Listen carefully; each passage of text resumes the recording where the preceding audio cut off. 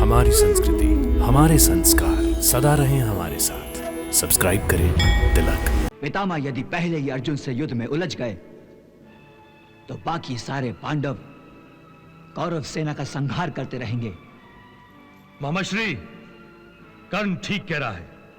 इस प्रकार तो हमारे कई कौरव योद्धा व्यर्थ ही मारे जाएंगे। इसलिए इस युद्ध को तुरंत समाप्त करने के लिए हमें चाहिए कि पहले पितामह और अर्जुन का सामना होने के बदले दूसरे पांडवों को एक एक करके पितामह के हाथों परलोक भेज दें। पितामह ने धरती को निष्पांडव करने की जो प्रतिज्ञा की है, उसी का समाचार गुप्तचरों ने पांडवों को दिया होगा। इसलिए वो पितामह से युद्ध करने के बदले उनसे क्षमा की याचना करेंगे। और मेरे भतीजे इतने निर्दयी भी नहीं हैं कि अपने प्रिय दादा का वध करें। यह केवल आपकी अंतर इच्छा है। आप चाहते हैं कि यह युद्ध कौरव बिना लड़े ही जीत जाएं। पितामह ने पांडवों का वध करने का निर्णय अवश्य लिया है, परंतु इसे शीघ्र ही सफल बनाने के लिए हमें भी उचित रणनीति बनानी चाहिए। हाँ भांजी, क्योंकि द्यूत और युद्ध में सबसे बड़े शस्त्र बुद्धि और चतुराई होते हैं, और इन शस्त्रों पर युद्ध में जाने से पहले धार लगाना आवश्यक होता है। तो फिर आप ही अपने कुटिल दिमाग से बताइए, कल हमें युद्ध में क्या करना चाहिए? भांजे, मैं तो कहता हूं कि पितामह का सामना सबसे पहले अर्जुन से होने दो। उसका वध हो गया तो शेष चारों पांडवों को परलोक पहुंचाना आसान होगा। नहीं मामाश्री, नहीं। यदि अर्जुन का सामना पितामह से हुआ तो यह युद्ध लंबा खिंच जाएगा, क्योंकि अर्जुन ही एक ऐसा पांडव है जो पितामह के तीरों की आंधी को रोक सकता है। पितामह यदि पहले ही अर्जुन से युद्ध में उलझ गए तो बाकी सारे पांडव कौरव सेना का संहार करते रहेंगे। मामाश्री, कर्ण ठीक कह रहा है। इस प्रकार तो हमारे कई कौरव योद्धा व्यर्थ ही मारे जाएंगे। इसलिए इस युद्ध को तुरंत समाप्त करने के लिए हमें चाहिए कि पहले पितामह और अर्जुन का सामना होने के बदले दूसरे पांडवों को एक एक करके पितामह के हाथों परलोक भेज दें। परलोक। तो मामाश्री, कल युद्ध भूमि पर हम यही युद्ध नीति अपनाएंगे। कल युद्ध भूमि पर हमारा महारथी योद्धा अर्जुन को पितामह की ओर बढ़ने से रोकेगा, और हम पितामह और अर्जुन को आमने सामने आने नहीं देंगे।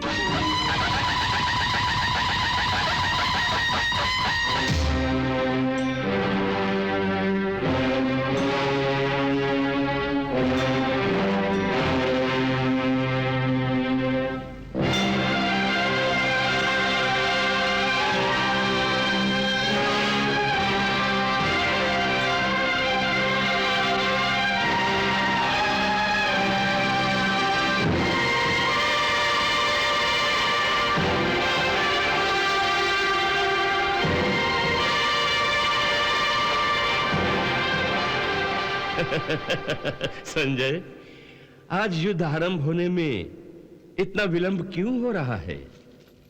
महाराज, विलंब तो नहीं हो रहा है, परंतु आज आप कुछ अधिक उत्सुक दिखाई दे रहे हैं, और आज आप समय से बहुत पहले ही आ गए हैं। इसलिए आपको विलंब का आभास हो रहा है। वैसे अब युद्ध आरंभ ही होने वाला है। नहीं संजय, नहीं। मुझे तो ऐसा लग रहा है कि आज युद्ध ही नहीं होगा। पांडव युद्ध नहीं करेंगे। क्यों महाराज? पितामह ने धरती को निष्पांडव करने की जो प्रतिज्ञा की है, उसी का समाचार गुप्तचरों ने पांडवों को दिया होगा। इसलिए वो पितामह से युद्ध करने के बदले उनसे क्षमा की याचना करेंगे। और मेरे भतीजे इतने निर्दयी भी नहीं हैं कि अपने प्रिय दादा का वध करें। महाराज, यह केवल आपकी कामना है। यह केवल आपकी अंतर इच्छा है। आप चाहते हैं कि यह युद्ध कौरव बिना लड़े ही जीत जाएं और इस युद्ध में कौरवों को किसी प्रकार की हानि न उठानी पड़े। परंतु आपकी इच्छाओं के विरुद्ध युद्ध तो आरंभ होने जा रहा है। श्री कृष्ण ने शंखनाद के लिए अपना शंख उठा लिया है।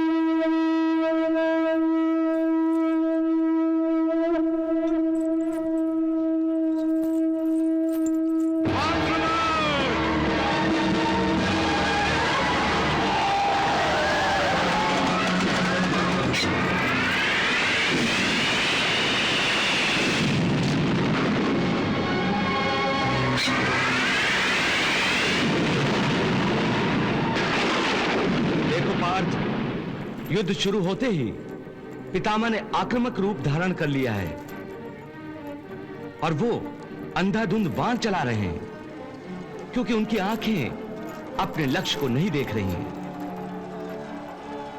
हां पार्थ, उनकी आंखें केवल तुम्हारे रथ की प्रतीक्षा कर रही हैं और उनका शरीर तुम्हारे बाणों के स्वागत के लिए उत्सुक हो रहा है। जानता हूं केशव, आज वो कठिन घड़ी आ गई है जिसको मैं आज तक टालता आ रहा था।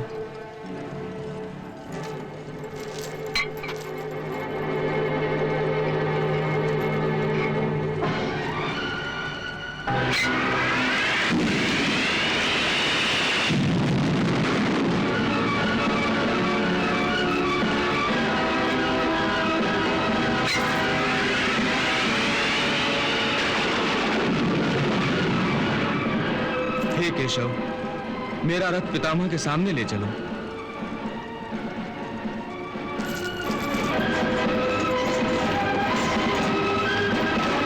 श्री दुशासन, महाराज शल्य, आज हमें अपने कल तय की हुई रणनीति के अनुसार अर्जुन पर प्रतिबंध लगा देना चाहिए।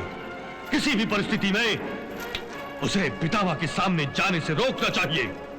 पितामह और अर्जुन का युद्ध होने से पहले चारों पांडवों का वध होना अति आवश्यक है। इसलिए जाइए, जाकर अर्जुन के मार्ग में बाधा बन जाइए। जाइए। अच्छी बात है भांजे, चलो। जो आगे बढ़ना श्री, चलो।